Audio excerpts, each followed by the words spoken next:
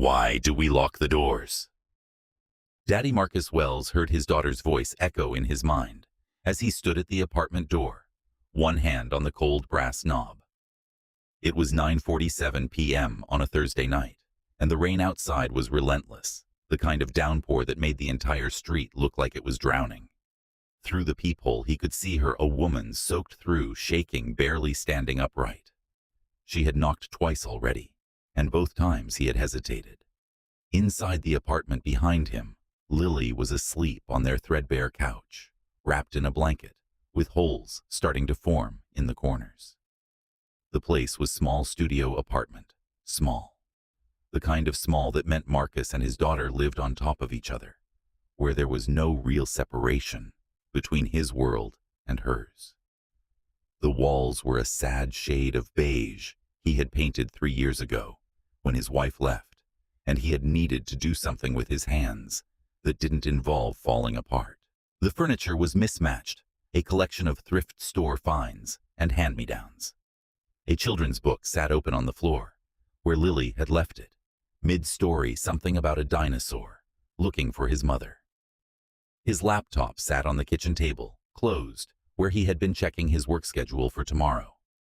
Marcus was 32 years old. He worked at Portland Warehouse Solutions, supervising a team of 12 people who moved freight and handled inventory. The job was steady.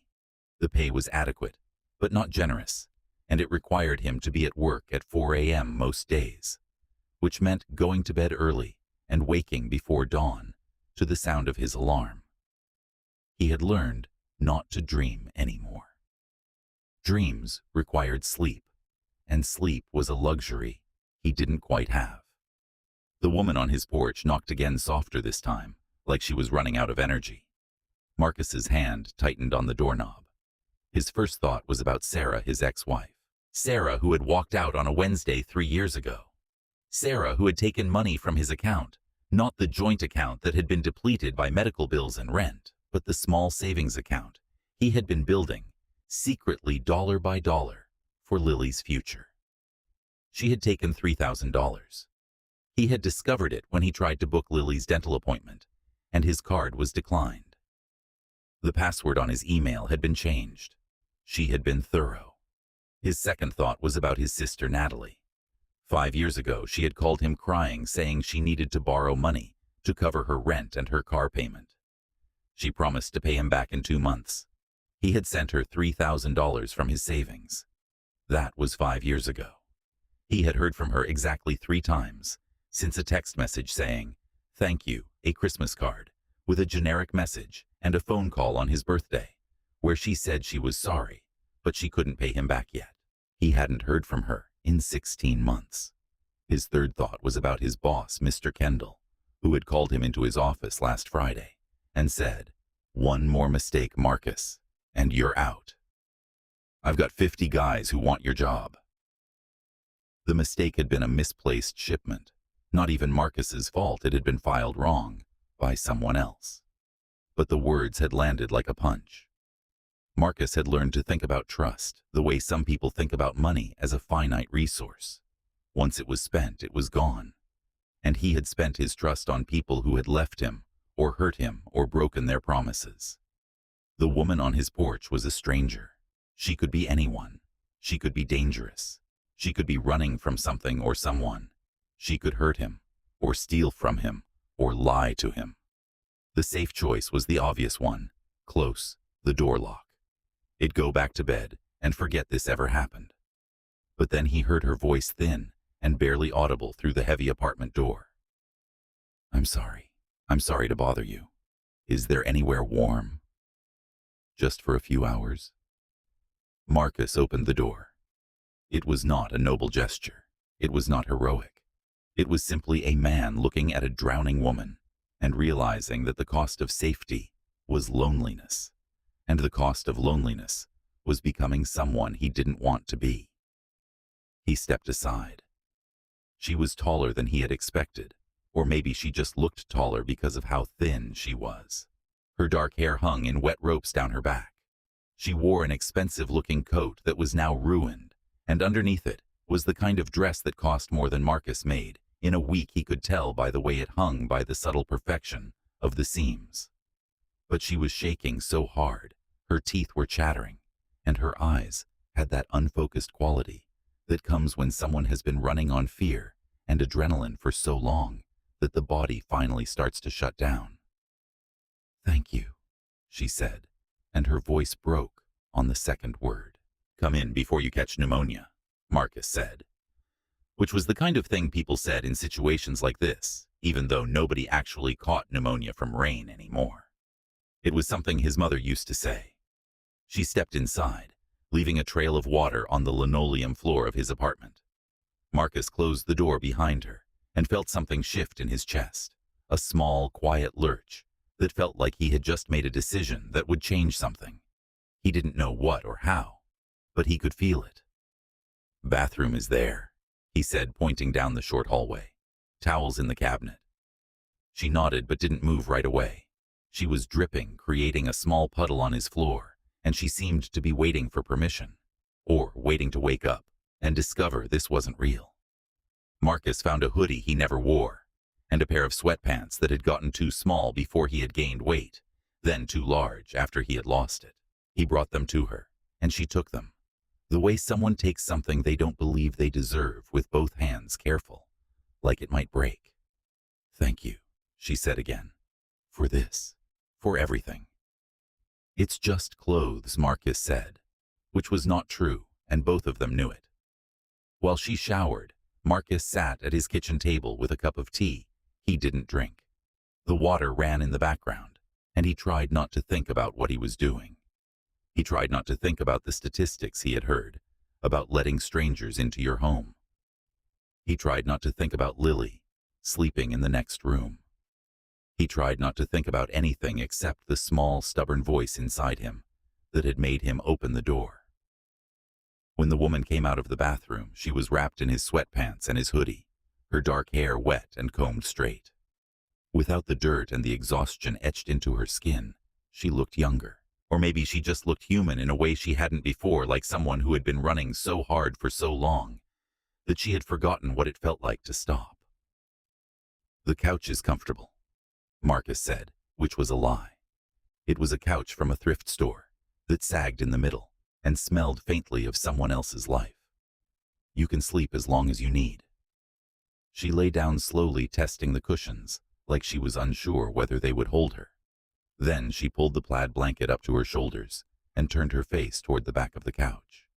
"Daniel," she said quietly. Marcus was halfway to his bedroom. He stopped. "It's Marcus. Marcus," she said, like she was memorizing the name. "Why did you let me in?" He didn't have a good answer. He could have said something about basic human decency, about not being the kind of person who turned away someone in need. But those would have been lies, or at least partial lies. What he actually said was, "I don't know." And then he went to his bedroom, where Lily was still asleep, curled around her stuffed rabbit, like it was the only real thing in the world. Marcus did not sleep that night. He had told himself he would after Lily was down and the woman was settled on the couch. He had told himself he would go to bed and lock his bedroom door and let tomorrow worry about itself. But at 11:47 p.m., he found himself sitting in the kitchen chair he had pulled to the edge of the living room, watching shadows move across the woman's face from the streetlight outside. She was asleep, finally, completely the way people only sleep when they have surrendered to something larger than themselves. Her breathing was shallow at first, and then deeper. Sometimes she made small sounds, not quite words, not quite anything recognizable. Her hand would move across her stomach, like she was checking something, or protecting something, and then it would fall still again. In the darkness, Marcus watched her, the way a parent watches a child, alert to any change, any sound, any sign of distress. His mind did not rest. He thought about Sarah, the way he always thought about her, when he was afraid, not as a person, but as a series of betrayals. The wedding day when he had believed she meant it, when she said forever. The day Lily was born, when he had thought his family was complete. The Wednesday when she walked out and took his trust with her.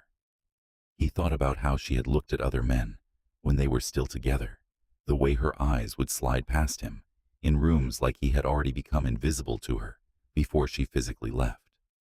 He thought about how she had taken the money, and how she had probably justified it to herself somehow, the way people always do. He thought about how he had wanted to hate her, but couldn't quite manage it, because she had given him Lily, and Lily was the only reason he kept showing up to work.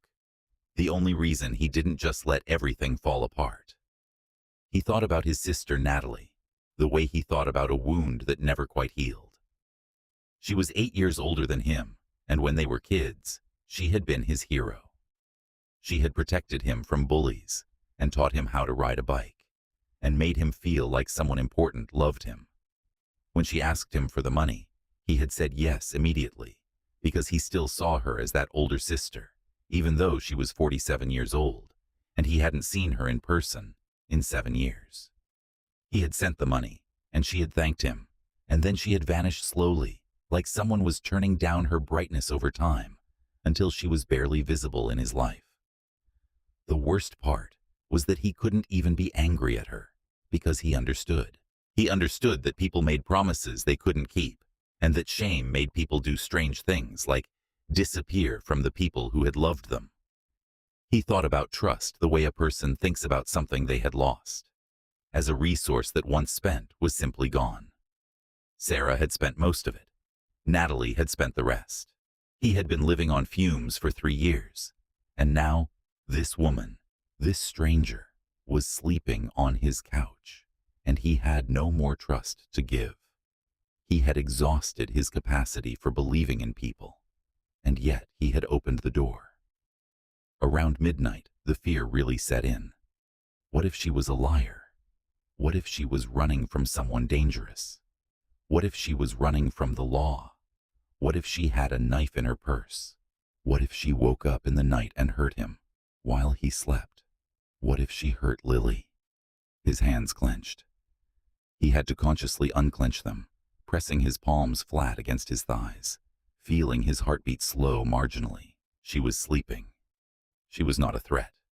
She was just a person sleeping on his couch, and he was a person sitting in a kitchen chair at midnight falling apart, because he had done something kind and didn't know how to live with the consequences. Around 1:30 a.m., his mind shifted to logistics. He didn't have much worth stealing. The TV was 15 years old. His laptop was the cheapest model Best Buy sold. The furniture was thrift store furniture. But Lily had a tablet, a birthday present from last year. And if that went missing, Lily would cry, and he would never forgive himself. She would ask him why he had let someone in, and he would have to explain that sometimes you make decisions based on something other than logic, and he would have no good way to defend that. He thought about calling the police and telling them there was a woman at his apartment. He thought about what would happen. They would come, and she would be taken away, and he would feel guilty for the rest of his life. He thought about the news stories he had read about homeless people arrested for trespassing. He thought about how much worse her situation was about to get if he called the police. He did not call the police. Around 2:15 a.m., the woman's breathing changed. She became very still. Marcus found himself leaning forward, checking to make sure she was still alive, which was ridiculous. She was asleep. She was fine. She was just a person sleeping on his couch, and he was losing his mind because he had made a choice to be kind, and now he had to live with the consequences of that choice. But at some point in the night, he didn't know when, maybe around 3:30 a.m., when the rain had finally stopped and the city outside had gone quiet. In that way, cities go quiet in the deep night when most people are asleep and the world feels like it's holding its breath. Something shifted. The tension he had been holding in his chest loosened just slightly, not completely, not enough to make him feel safe, but enough to make him feel less like he was going to have a heart attack. Sophie slept the way Lily slept when she had finally let go of a nightmare completely, totally, with the kind of surrender that only comes when you trust that nothing bad will happen in the next 8 hours. Her face had softened. The lines around her eyes had eased. Her shoulders, which had been hunched up around her ears, had dropped. She looked for the first time since she had shown up on his porch like she was not carrying the whole world on her shoulders. Marcus understood something then, though he couldn't have quite articulated it. He understood that sometimes people don't need a solution. They don't need advice or money or legal help or a place to stay forever. They just need to know that someone won't turn them away when they are asking for help. They just need to know that they are not completely invisible. They just need warmth and shelter, and the knowledge that someone thought their life was worth protecting for one night. He had done that.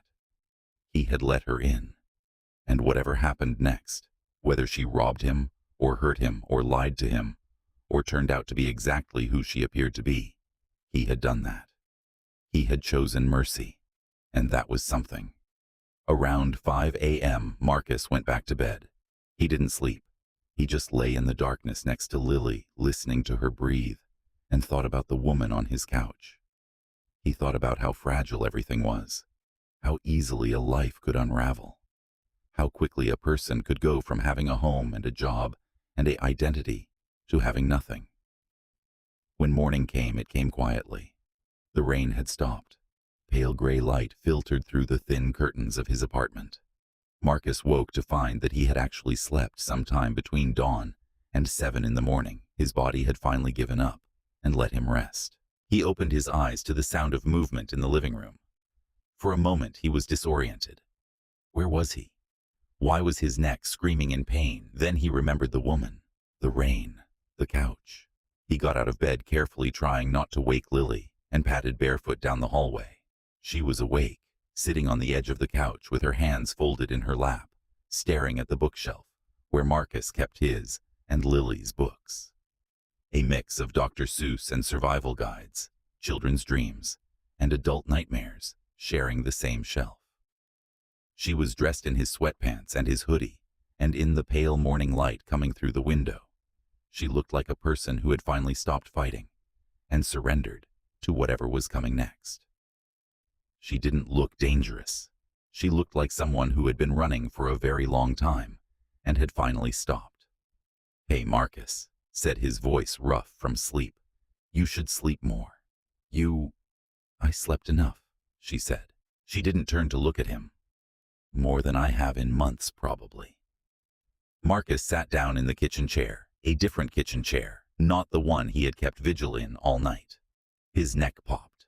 He was 32 years old, and already his body was betraying him. "Can I make you something to eat?" For the first time, she turned to look at him. Her eyes were different, still tired, still guarded, but something had come back into them overnight. Something like hope, maybe. Or just the ability to think about the future as a thing that might actually exist. "Do you have a phone I could use?" she asked. Marcus hesitated. His phone was ancient and unreliable, sitting on the kitchen counter where he had left it. But the question surprised him, because it was the first thing she had asked for since arriving, and because he understood, without being told, that this wasn't a casual request. This was important. This was the moment where whatever story she was in the middle of would continue, and he was about to decide whether to help her move forward or not. "Of course," he said. She took it from him without thanking him, which was when he knew this was serious. She just walked into the kitchen, turned away from the living room, and dialed a number so quickly, it was clear she had done this many times, her fingers moving on the keypad with muscle memory. Marcus stayed in the living room chair, telling himself not to listen. It was her private business. It had nothing to do with him. But of course he listened. He couldn't help it. "It's me," she said into the phone. Her voice was different now, sharper, more sure. Something in her had changed, or maybe something had come back. "I need you to call Victor. Tell him I'm alive. Tell him I'm not running. Tell him we need to talk about what happened at the board meeting." Marcus's mind did a calculation. Board meeting. Victor. The way she was speaking suggested she was used to having authority, or had been anyway. There was a pause. Then she said, "No, I'm not coming back tonight. I need 48 hours. Just tell him that. Tell him I have something he needs." Another pause. Marcus caught the tail end of a voice on the other side. Male, urgent, concerned. I'm safe, she said. That's all you need to know. She hung up. She stood in the kitchen for a moment without moving.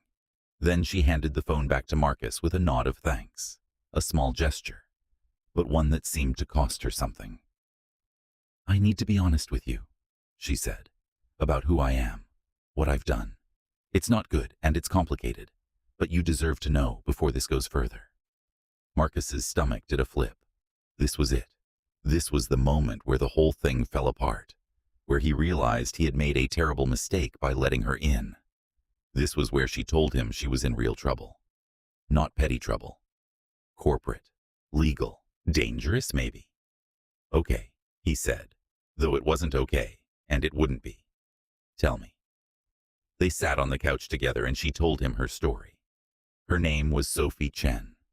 She was the former CEO of Meridian Capital, a Boston-based investment firm with assets in the billions. She had held the position for 6 years. It had been her identity. Everything. 3 months ago, she had discovered something. The CFO, a man named Harrison Blake, had been routing company money through offshore accounts. Fraud, embezzlement, millions of dollars. She had confronted him directly because that's what she thought you did when you discovered crime. You reported it. You believed the system would protect you. You believed that doing the right thing would be rewarded. Instead, Harrison had something on her. Compromising photographs. Fabricated evidence of financial impropriety on her part. Blackmail material. When she went to the board, he showed them the evidence. The board believed him, or they didn't believe him, but didn't care. Either way, they voted to ask for her resignation. It took 4 hours. One day she had been the CEO. The next day she had been escorted out by security and told not to come back. She had gone home to her apartment and sat on the edge of her bed and realized that everyone who was supposed to help her had either abandoned her or was in on the coup. Her lawyers wouldn't return her calls. Her friends stopped texting. She had transferred what money she could to an account they didn't know about, but it wasn't much. Enough for a week in a hotel, maybe 2. And then the paranoia had set in. What if the CFO had the power to freeze her accounts? What if he had people looking for her?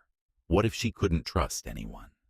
She had walked out of her apartment at 9 p.m. with nothing but her phone and her purse.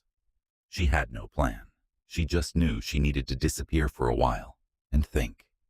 And she had walked in the rain until her feet hurt, and she had found herself in Portland, and she had walked past his building, and she had seen his light on. I didn't know why she said. I still don't, actually. I had walked past your building before, I think. Or maybe I was just lost. But when I saw the light on, I asked. She paused, and for a moment, the CEO persona cracked, and the exhausted woman from his porch emerged. You didn't turn me away, she said, and I needed someone to not turn me away.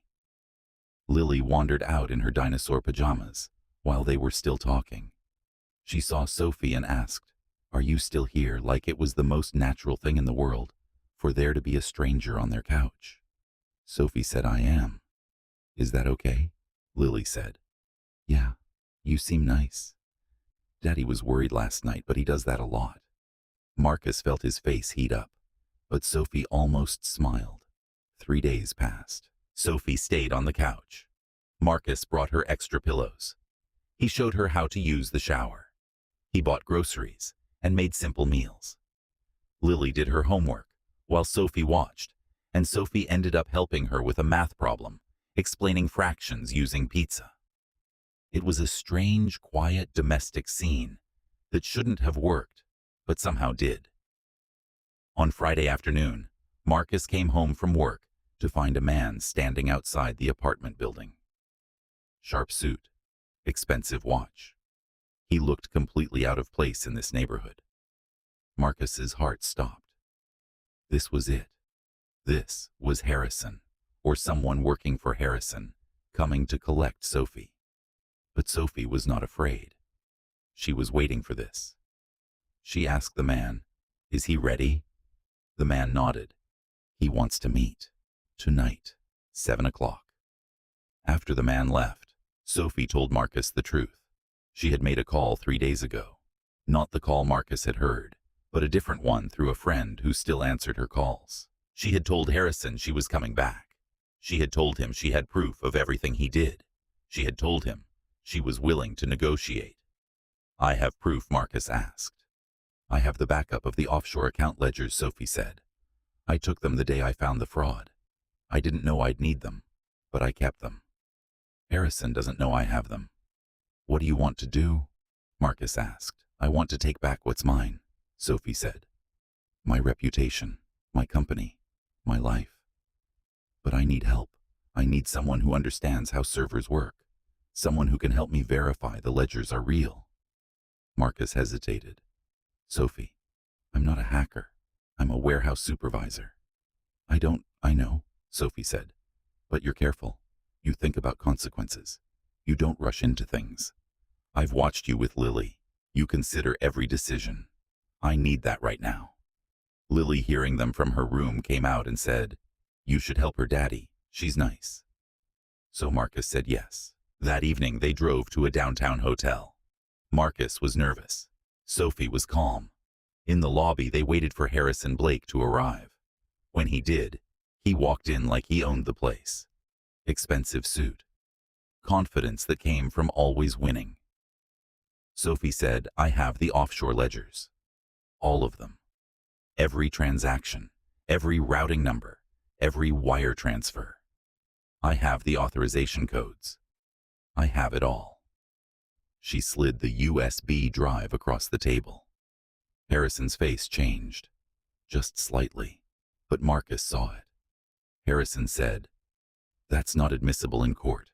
You obtained those fraudulently." Sophie said, "You're right, so I'm not going to court. Yet. First, I'm going to the board. I'm going to show them everything, and I'm going to give them a choice: support my reinstatement and announce your arrest, or I take this to the SEC, the IRS, and the FBI." Harrison realized he had lost control of the narrative. Sophie said, "I don't want money. I want my job back. I want you to resign and confess. I want the board to release a statement supporting me. In return, I will minimize the public damage. No FBI, no SEC investigation if possible. Just a quiet resignation and a settlement." Harrison said. "And if I refuse?" Sophie said. "Then I destroy you." She meant it. A week later, the board held an emergency meeting. Sophie presented the evidence. The board was shocked. They realized they had made a mistake. They offered her job back. They offered an apology. They offered a settlement. Sophie accepted the job offer. She declined most of the settlement. She said, "Use it for an organization that helps corporate whistleblowers." The legal side moved quickly after that. Harrison Blake was arrested by the FBI. The charges: wire fraud, embezzlement, extortion, blackmail. He faced 15 to 20 years in federal prison. Sophie didn't celebrate. She just felt relieved. 1 year later, everything had changed. Marcus was now vice president of technology at Meridian Capital. He didn't expect this. He was hired as chief technology officer. But when the previous CTO decided to retire, Sophie promoted him. His apartment was gone. He and Lily bought a small house in a good neighborhood. 4 bedrooms, a backyard. Lily was in 2nd grade at a private school with an excellent science program. She was thriving. She wanted to be a herpetologist engineer. Marcus's mother called him crying when he told her about his promotion. She said, "I always knew you could do more. I just didn't know how to help you believe it." His sister Natalie called him. Out of nowhere. She said, "I'm in recovery, and I'm sorry. I know it's been 5 years, but I'm sorry." Marcus said, "I forgive you. Come visit when you can." She did. They were rebuilding their relationship. Sophie was CEO of Meridian Capital, but she had fundamentally changed how it operated. She implemented a whistleblower protection program. She created an organization to help people expose corporate fraud. It had helped 47 people. 12 executives had been prosecuted. She and Marcus were dating. Not dramatically, not suddenly, just naturally. They realized at some point that they weren't just grateful, they were in love. It was May. Lily was doing a school play. She was playing a dinosaur. It wasn't good, but it was earnest and joyful. When Lily came out on stage, she looked directly at Marcus and Sophie and grinned. After the play, they went out for ice cream. Lily was still in costume dinosaur head, hanging down her back. She ordered mint chocolate chip. Lily said, "Did I do good?" Marcus said, "You were perfect." Sophie said, "You were magnificent." Lily said, "I knew I was good. I just wanted to make sure you guys knew." Marcus and Sophie exchanged a look. They couldn't help it. They laughed. That night, Marcus thought back to the night Sophie came to his door. He thought about how that one decision to open the door had changed everything. But he also realized it wasn't magic. It wasn't fate. It was just two people choosing to be honest, choosing to help, choosing to believe in each other. The next morning was a Sunday. Lily was asleep between them in bed, the way she did sometimes on Sunday mornings. Marcus was awake, watching Lily sleep. Sophie was awake too, watching them both. Sophie whispered, "Penny, for your thoughts." Marcus said, "I'm thinking about that night, when you were on my porch." Sophie said, "So was I." Marcus said, "I almost didn't open the door." Sophie said, "I know. I could see it. But you did." Marcus said, "Best decision I ever made." Sophie said, "One of them. You also decided to trust me, and that was harder." Marcus said, "Yeah, it was." They sat in silence for a moment. Outside, Portland was waking up. Coffee shops opening. People starting their Sunday.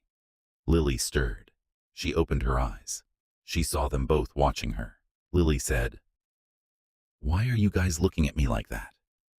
Did I do something?" Marcus said, "Baby, we were just thinking about how lucky we are." Lily said, "Lucky? I'm the lucky one. I have 2 parents and a house, and I get to be a herpetologist engineer." Sophie said, "You might need to pick one." Lily said, "My dad said I could be both. He said you can be anything twice." Sophie looked at Marcus. Marcus was smiling. He had said that in a restaurant a long time ago when things were still uncertain. Sophie said, "Your dad is right. Sometimes the most important moments are the ones where you almost say no, but you say yes instead. That's the moment that changes everything." Marcus understood that now. He had opened a door on a rainy night, and that door had opened into a whole different life. Not because he was a hero, not because he was special, but because he was brave enough to be human. He was brave enough to let someone in. He was brave enough to believe that mercy might matter more than safety. And it did. It absolutely did.